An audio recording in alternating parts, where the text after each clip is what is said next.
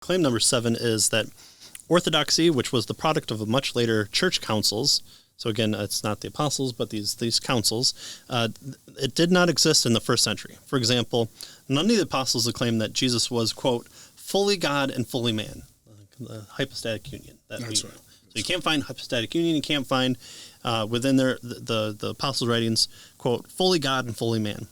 Arose by this council later on, so it's probably not a traditional view of Christianity. One of the many Christianities, nonetheless. Right. That's right. Another claim, or that he was begotten, not made, of one substance with the Father, as the 4th century Nicene Creed maintained. Okay? Those can't be found in the Bible. I will concede the victory to you. So the victorious group called itself Orthodox. So these church councils formed.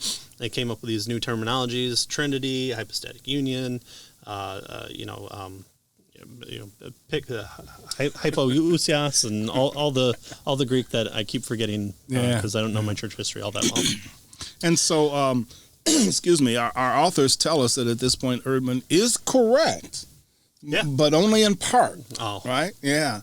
So he's created somewhat of a straw man that fails to represent accurately the opposing side and is, they suggest, easily dismantled, right? So one must assume that as a seasoned scholar, Ehrman is fully aware that mature expressions of Christianity are not claiming that Jesus or the apostles actually uttered the exact words or used the same constructions as the Nicene Creed, right?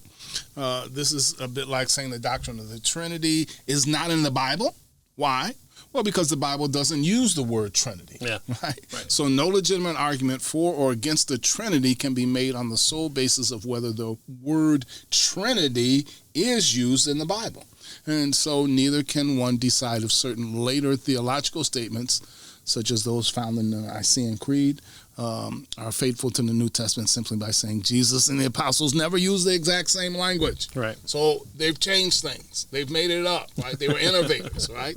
Because Jesus never said that, the apostles never said that. Right. Well, Trinity isn't found in the Bible either, at least the word, but Trinity is found teaching all over the Bible. Right. It assumes no development within church history. There's no reason not to think that. Parsing out the different implications and applications is exactly what we have been doing. It's why the church councils form.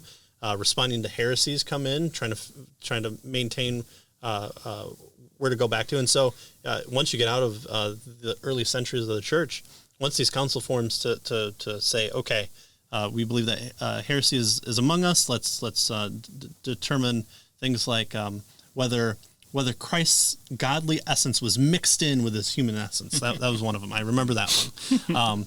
Or were they completely separate? Okay.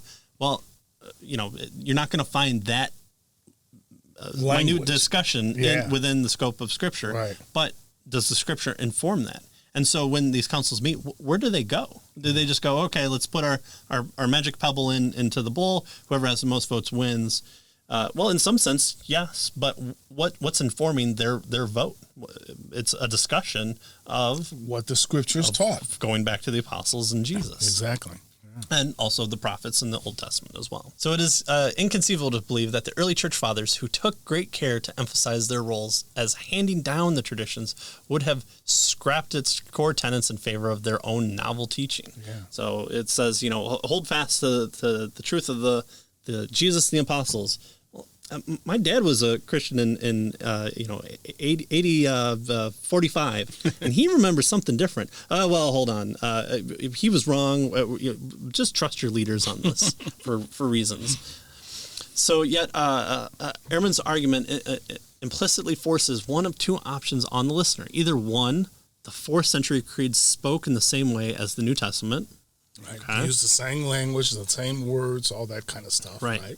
Or two, that the creeds are in contradiction with Jesus and the apostles. Right. So, these other councils, they can't come up with new terminology. They can't refer to shorthand. They can't clarify a easy to understand or easily memorized one. They can only do one of two things. Either they're contradictory or they're using explicitly the words spoken in the New Testament, nothing else. Those are the only things that can happen.